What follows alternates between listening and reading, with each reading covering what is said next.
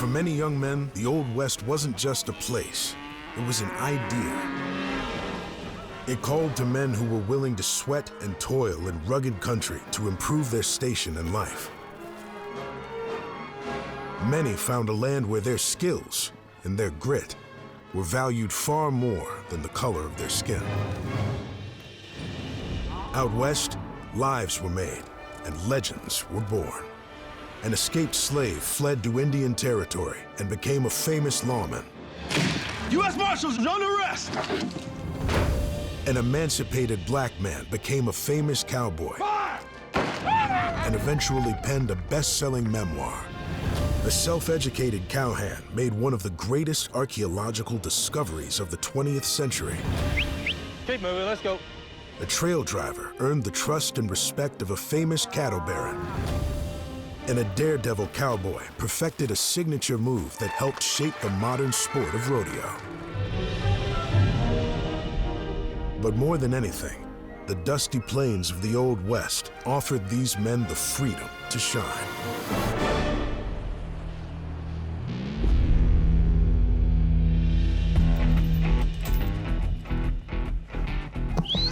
Hey, ladies, walk on a little bit. It's a phrase that embodies America's spirit.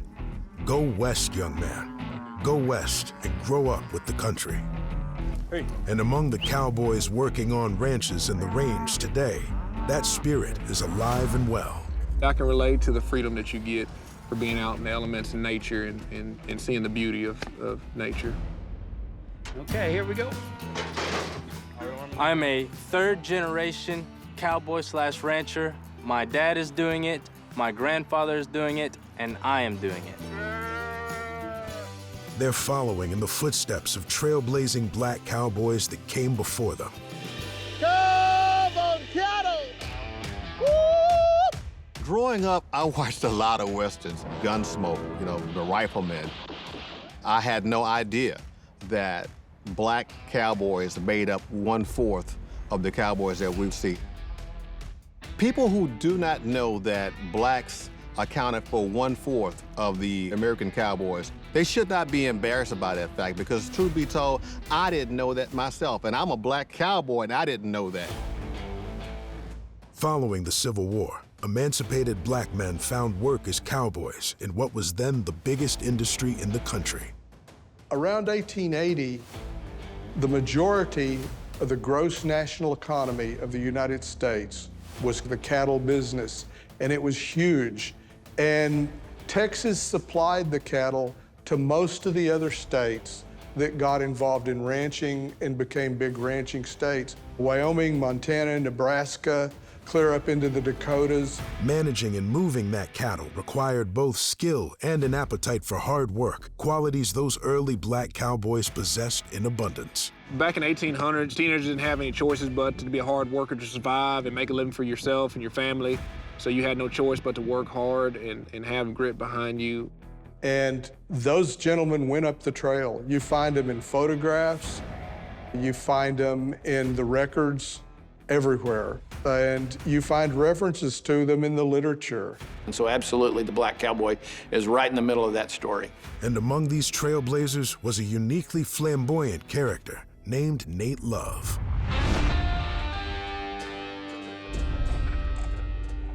Tennessee was a slave state when Nate Love was born there in 1854. Following his emancipation after the Civil War, he yearned for a new life in the West. Opportunity came knocking when he won a horse worth $50 in a raffle. He promptly sold the horse back to its owner, and then won the horse again in another raffle drawing. He sold it back to its owner a second time. I packed plenty of cornbread. Mind you, keep them shoes dry. I will, Mama.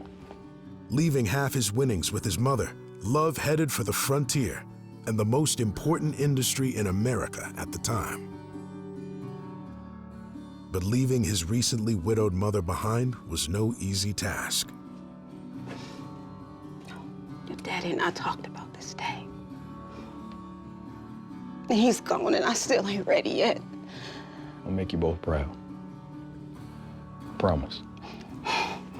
This world's gonna know my name, Mama. You watch.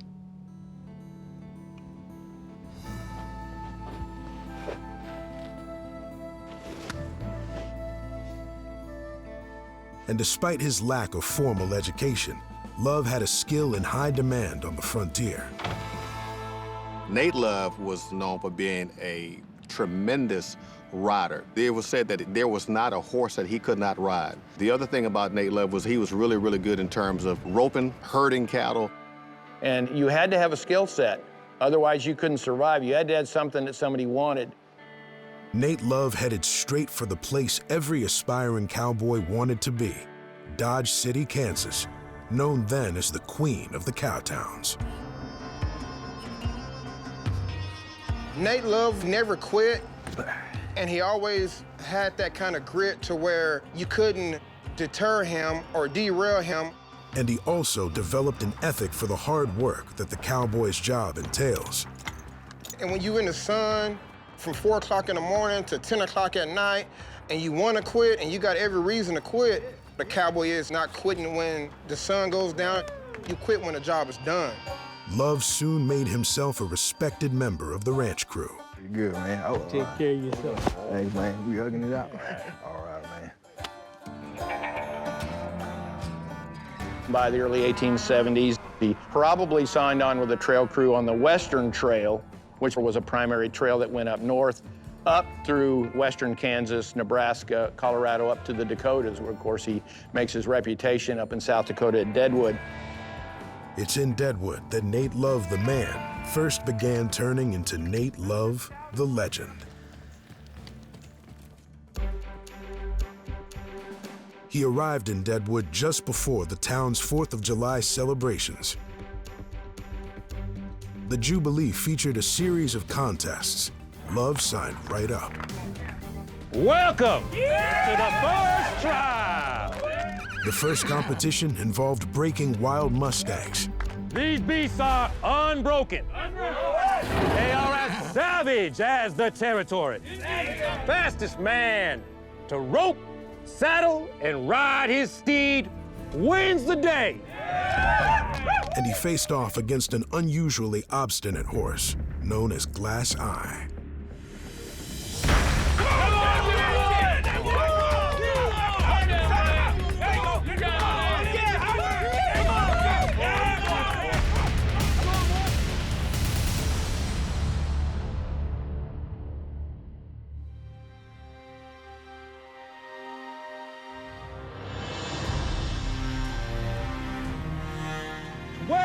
Minutes, 30 seconds, a new record.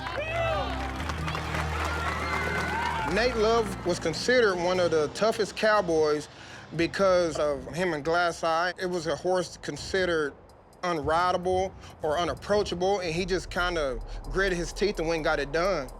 But Nate Love still had more laurels to win. Welcome to the final match. 6 rounds apiece at 50 yards. Let thunder ring from the Black Hills.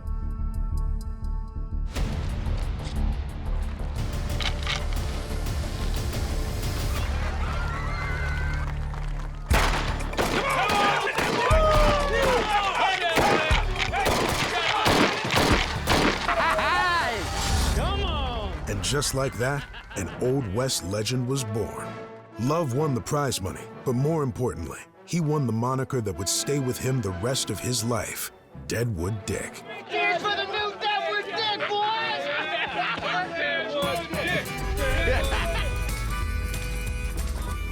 According to Nate Love, he earned the nickname Deadwood Dick.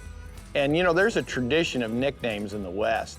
You know, we think of people like Billy the Kid and Wild Bill Hickok. Most of what's known about him today comes from his remarkable memoir, The Life and Adventures of Nate Love.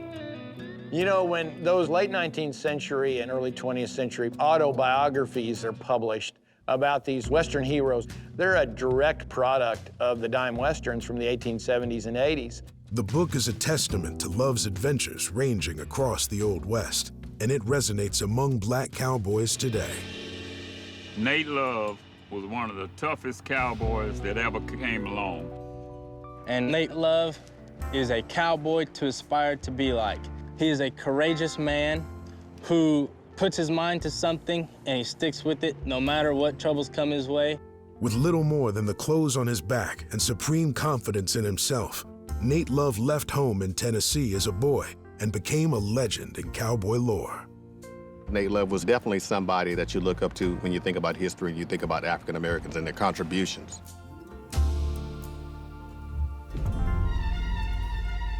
Coming up, a black cowboy who earned his reputation on some of the toughest cattle drives the West would ever know.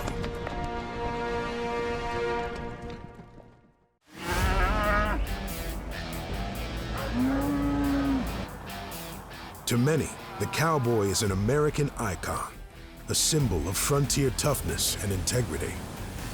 My definition of a cowboy is somebody who put their all in everything.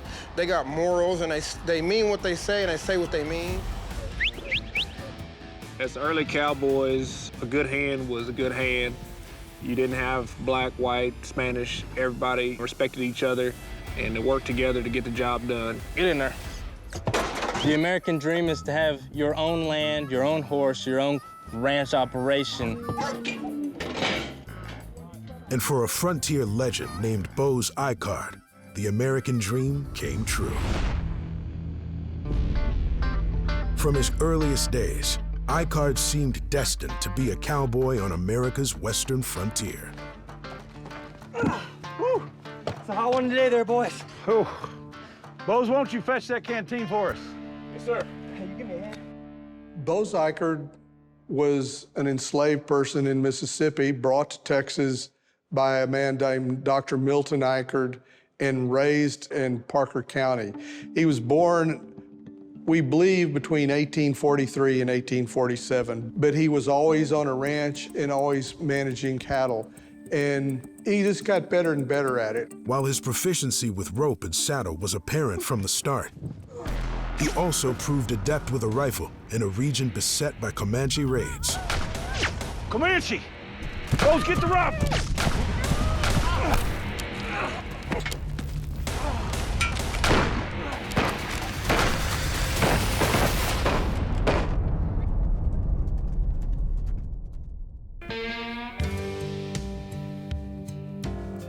In 1866, newly emancipated by the Civil War, Icard started to take part in the grueling and often dangerous cattle drives from Texas to Colorado.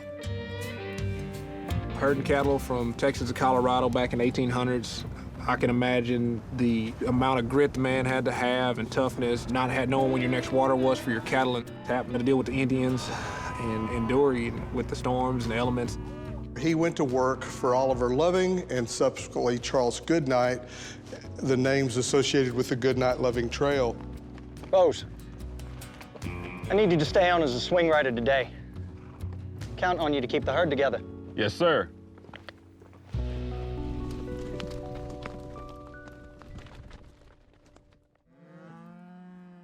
Our job is to keep cattle alive.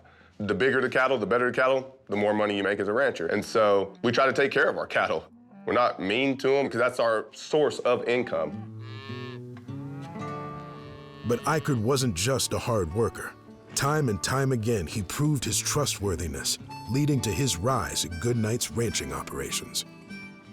I think what made the relationship between Goodnight and Icard unique was that they were friends. They knew how they were going to respond in different situations. These men knew each other well. And Bose Icard basically became Goodnight's second in command. It was as both a friend and trusted lieutenant that Goodnight asked Bose to transport the all-cash profits from the sale of their cattle back to Texas. Just got paid today, Bose. Need to run some of the gold back down to Texas. It was a cash economy, and gold was the standard. You took payment from the military, especially in gold, but you couldn't do bank transfers. You couldn't get a check. And so Icard was responsible for getting that gold back to Parker County for Goodnight. I trust you more than any living man. Okay. Bose Icard was an excellent cowhand and trusted to carry out duties that were often not assigned to black people in those days. But Charles Goodnight wasn't leaving anything to chance, including the risk that Eichard would run into desperados trying to empty his pockets. Well, the way they pulled it off is the cover on this saddle is called a mochila or a shabrak. And it's a one-piece leather cover that covers the whole saddle. And this was a saddle that was used a lot during the trail drives. This one was made in Runge, Texas, which is southeast of San Antonio. But if you see this cover, they would lift that cover up and stuff the gold underneath that at the end of the trail drive, and Bose would ride that saddle back to Texas with the gold. The clever camouflage was a complete success, allowing Eichard to make the dangerous journey without losing a single cent of his employer's money. Bose spent many more adventurous years on the cowboy trail. In 1869, he established a ranch of his own with the support of Charles Goodnight, who remained a lifelong friend. And they went through all kinds of things together. They've had like 3 engagements with Comanches. And he also mentioned about how he spoke very highly of his character and the way he rode.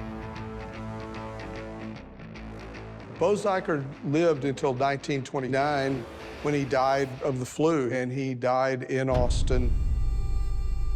At the time of his death, Charles Goodnight wrote on his epitaph that he never shirked duty, he never disobeyed an order. The epitaph is probably one of the most quoted in the cattle industry and in that period of history, and is beautiful. Bose Eichard was a responsible person and had a great effect on Goodnight because, he really didn't want to deal with people who were full of nonsense. And that's the way that Goodnight thought of Bose Eichard, a top cowboy who did his job and did it unfailingly and very well. Bose Eichard was a hero of the open range, whose deeds are remembered and honored today. He was thought of so highly that he earned his own star here right in the Fort Worth Stockyards along East Exchange Avenue.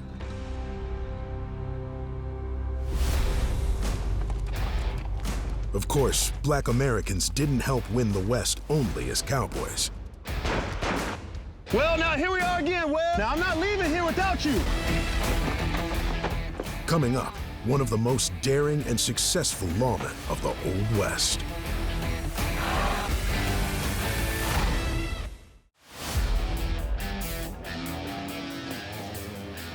In Western lore, the roles of cowboy and gunfighter are often seen as one and the same. You hear about Wyatt Earp and Billy the Kid and those cowboys who really, they were cowboys, but they were also gunslingers. But most cowboys only carried guns for self-defense. That's an important distinction that's sort of lost in the blending of that association of a cowboy with a gunfighter or a lawman. Yet in the 1880s, one amazing man managed to blend both roles with ease. If I had an opportunity to go back and meet somebody, I tell you what, I would have loved to meet Bass Reeves because he was the real deal. Bass Reeves rode a horse like a cowboy, but he was one of the baddest U.S. Marshals today.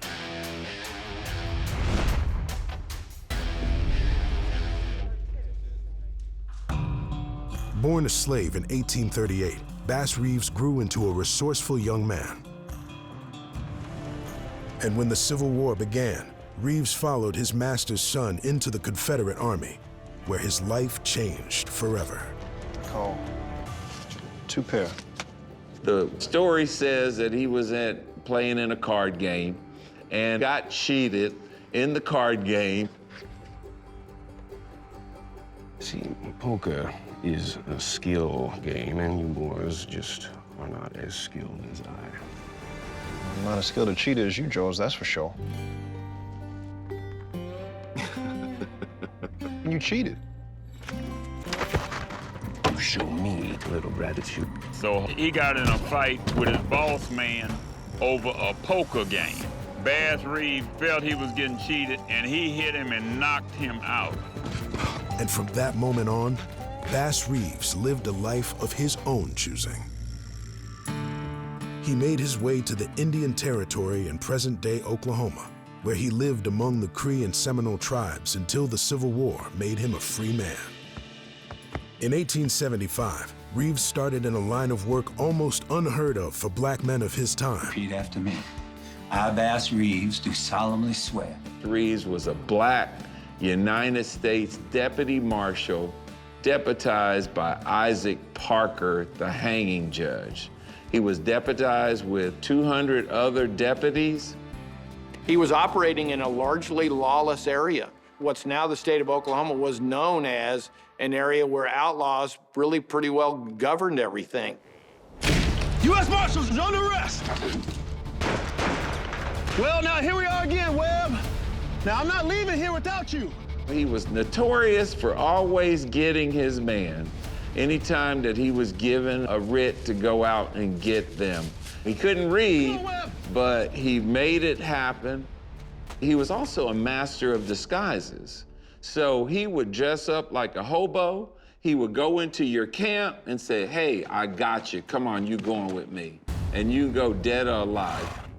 Bass Reeves was one of the baddest U.S. Marshals in his days. He brought in over 3,000 criminals in 35 years.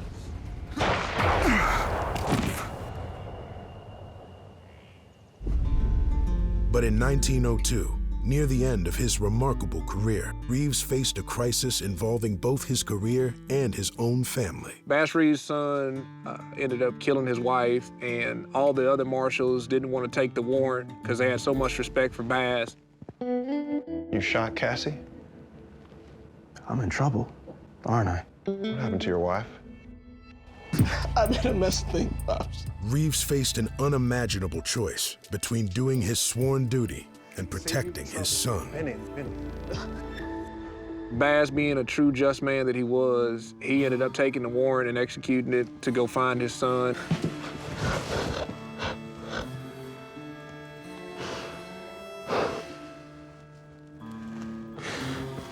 It takes a lot for a man to go turn his own son in when he could have just simply walked away and just let his son go. So that's why I have a lot of respect for Bass.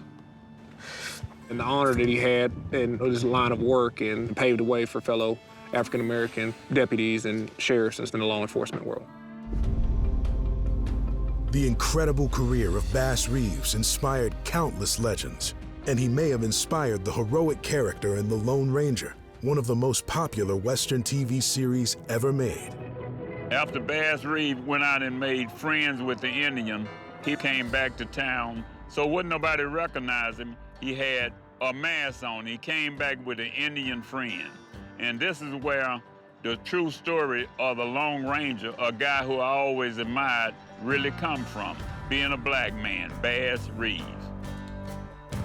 Whether or not that rumor is true, he left a legacy that lives on today. I was always in the Cowboys, Roy Rogers, and the Lone Ranger, because I didn't know it was black cowboys back in the days. And I wanted to be like the Lone Ranger and Roy Rogers because I had that Western in me. And just like the character he may have inspired, Bass Reeves always got his man.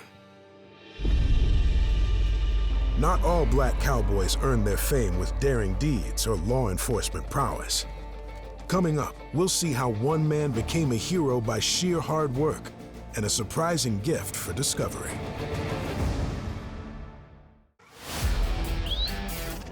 Hey, hey. One thing many modern cowboys agree upon is that it's not a job for the faint of heart. Being a rancher and a cowboy is hard work for the fact that you're always working 365. There's always something to do, whether that's feeding cattle, fixing fences, or, checking waters, fixing windmills.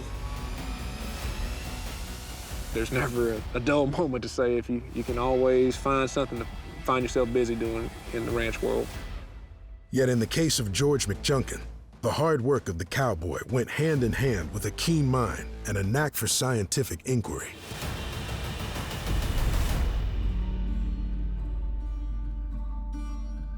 George McJunkin was born a slave 10 years before the Civil War on the Texas plantation of John McJunkin. George's father was a blacksmith who managed a truly remarkable feat for that time and place. The greatness about George McJunkin and his dad, they were able to buy their freedom to not be slaves anymore. That was an accomplishment you have to acknowledge back in that time.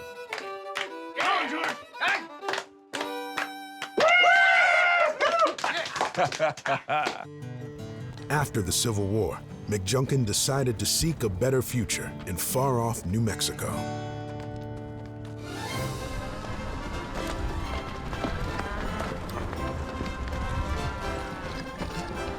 As a young man, he mastered the art and skills of the cowboy while learning a new language on the side.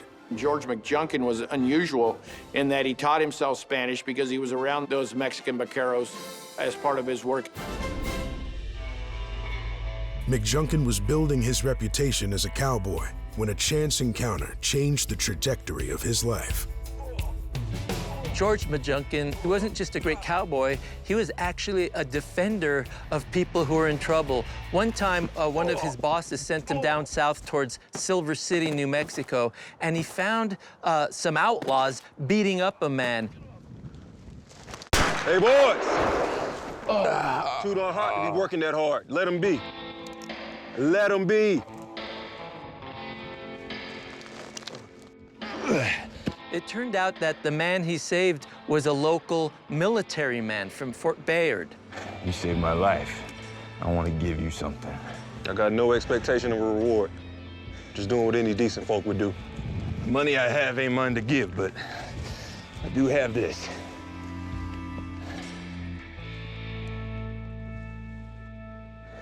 Sir, I can't.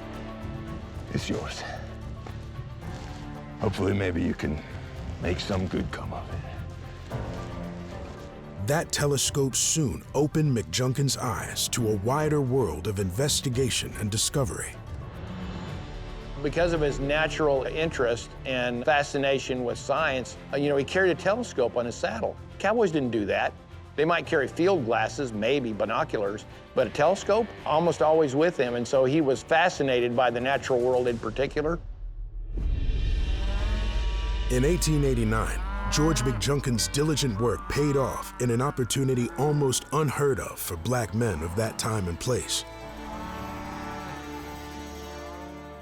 Dr. Thomas Owen was a prosperous rancher operating in the remote border area between New Mexico and Oklahoma. Now, I have another matter to discuss, George. We got 2,000 head of cattle to get to market, 20 men to get the job done, and I'm putting someone new in charge. It's got to be you, George. This is your job. Are you sure about this? That's a lot of cattle to get to market. You already have the respect of the others because they know George McJunkin is the best darn cowboy in New Mexico. I won't let you down, Dr. Owen. I know. So George worked for Dr. Owens in New Mexico and was in charge of 2,000 head of cattle and 200 head of horses and 20 cowboys. Come on this way. That's pretty unusual for those days. And so he would have been the boss of white cowboys, Hispanic cowboys, and possibly some black hands as well. But although McJunkin's achievements as a cowboy and rancher are impressive, he earned his place in American history in an entirely unexpected way.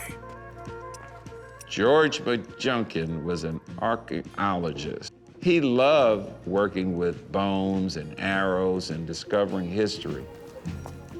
In 1908, he was going through an arroyo and he saw some massive bison bones. He knew they were different from what he was used to, and so he collected these fragments. As a keen observer of the natural world, McJunkin knew he'd found something unprecedented and that the scientific community needed to know about it. It took someone very sophisticated to recognize what those were. Because, the West is littered with bones. After the Great Buffalo Slaughter, but to see these bones, it took someone who was quite knowledgeable and quite determined to bring the attention of the scientific community to that site near Folsom, New Mexico. McJunkin collected samples of the giant bison bones and, more importantly, the primitive stone tools called points that he'd found nestled among them. To the esteemed faculty of the University of New Mexico, I have made a significant archaeological find near Folsom, New Mexico. At first, he couldn't get the attention of archaeologists, but ultimately he sent the bones that he found to Denver, where experts finally came to study what he had found. McJunkin's persistence finally paid off, and his discovery literally rewrote the book about prehistoric North America. It was believed that the ancestors of the native peoples of New Mexico were here for about 3,000 years, but George's find extended that back by another 7,000 years, putting the native peoples here 10,000 years ago. Today, the area is known as the Folsom Site. It's considered one of the most important archaeological discoveries ever made in the United States. So this was a major find. George McJunkin made a major contribution to archaeology, not only in New Mexico, but in North America. George was a cowboy, and he was also an archaeologist. It's a history that we need to learn and be proud of. The American dream, to own your own home, to own your own ranch. George purchased his freedom with his dad.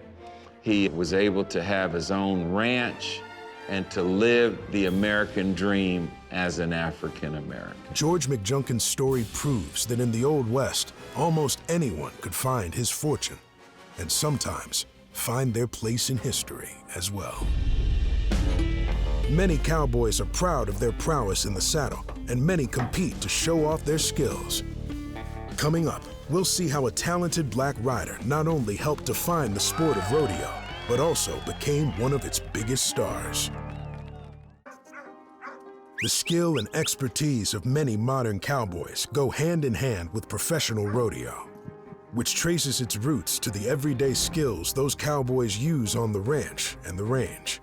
Oh, I love to be a cowboy. Never thought it would happen, but we would go to town, and I heard a guy talking about rodeoing, and he was talking about a black guy that was good. That stuck with me from rodeoing at 8 or 9 years old. My rodeo experience was great. I got a chance to experience, traveling and meeting new people. Just a great time, man, and I loved it. These rodeo riders and fans revere Bill Pickett, whose amazing talent helped create a sport beloved by millions of Americans today. Born in Texas in 1870, Bill Pickett was raised in his family's tradition of cattle ranching. Bill Pickett actually got his start as a working cowboy in Texas and then made his way north up into Oklahoma. And that's really how he was hired on, is his skills as a cowboy. You broke him already? It's about building trust. Just let us know being touched ain't gotta be a bad thing.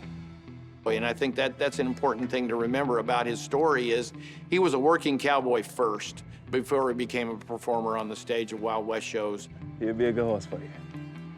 You keep up the good work, and I'll see you same time next week, right? Yes, sir. Thank you.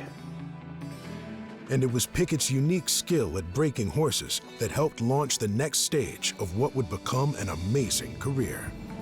Bill Pickett was a working cowboy, which means that he actually worked to make a living. He didn't start out into being a rodeo star until 1906. But before that, he and his brothers actually owned a horse-breaking company called the Rough Riders Horse-Breaking Company, which actually made them entrepreneurs in the early 1900s. Bill Pickett and his brothers, they began training horses, and they started training horses and get them to where they'll get soft and get to where you can perform on them. While breaking horses, Bill Pickett developed a gift for the showmanship that goes hand in hand with rodeo. He was a performer, and he knew about showmanship, and he knew about drama, and he knew that to be a performer, you had to do something that was quite spectacular. And so what he came up with is what's known as bulldogging today. And what he'll do is he'll kind of lean off his horse, grab the steer by the horns and wrestle him down by biting the top lip of the steer, literally biting the lip. And he would throw his hands up in the air like this, and he would fall back. When he fall back, that steer would fall back with him. Today they use the horns for leverage, but that was a pretty unique thing for audiences to see. Did you just bite that old bull? Did I just see that? You know it, it's how you do it. It's how you get it done. Wow, you might be the craziest son of a gun I ever seen.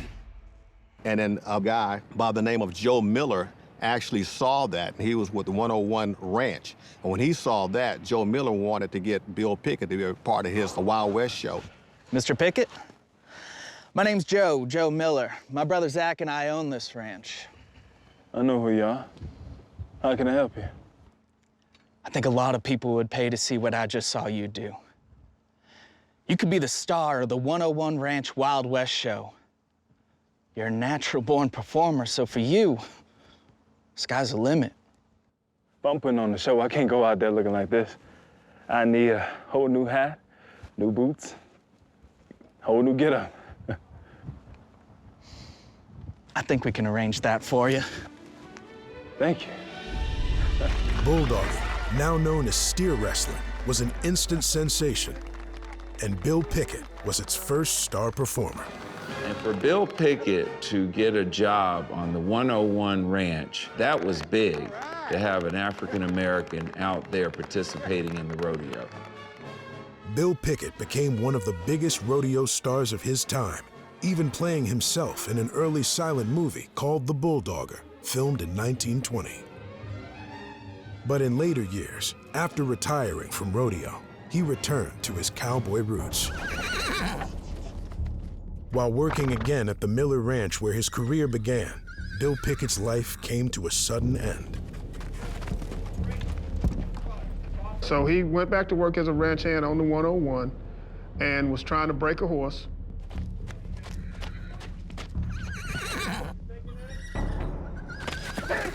And was kicked in the head by the horse and died when he was 62 years old in 1932.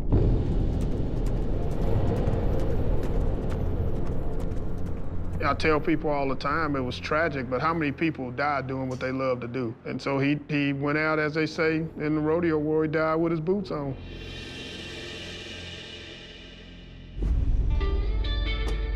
Today, Bill Pickett is considered one of the greatest cowboys who ever lived, and his name is honored all across the country. Now, Bill Pickett, of course, is inducted into the National Rodeo Hall of Fame in 1972. And his poster hangs in my museum. It hangs in the National African American Museum. So we celebrate Bill Pickett of breaking the color barrier for the rodeo itself. For cowboys and rodeo riders today, he remains a source of pride and inspiration. Bill Pickett influences the black cowboys. It gave them a stepping stone to let them know that they could go and they could do anything that they wanted to do. So he left a legacy to carry on, and I think that they has done a pretty good job, you know, following in that footstep. Coming up, an entire generation of black cowboys continues to live the frontier dream today.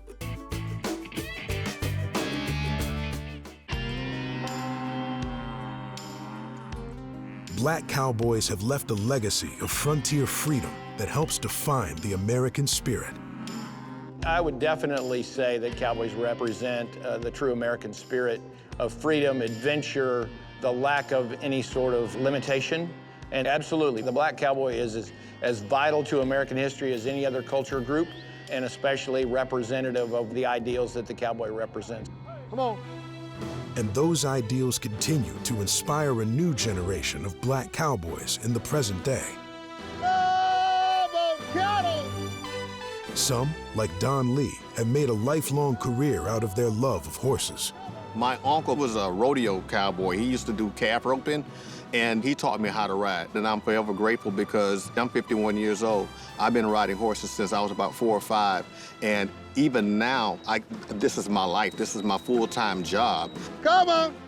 And even now, when I see horses that I'm not on a horse and I'm somewhere else and I see horses, I'm like, oh, wow, it's a beautiful horse.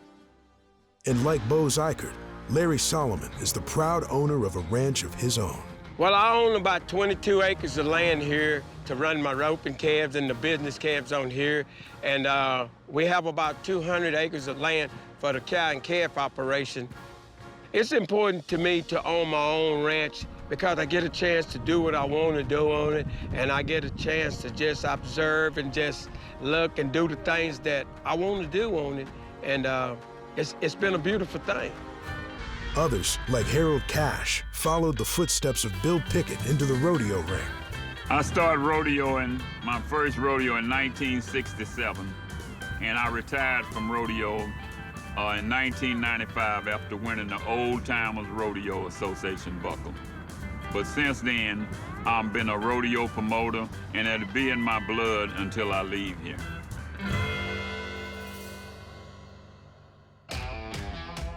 And men like Jim Austin and Gerald Anderson worked to preserve the legacy of America's black cowboys. Well, you know, at the prime age of 45 years old, I discovered that 40% of the cowboys were people of color.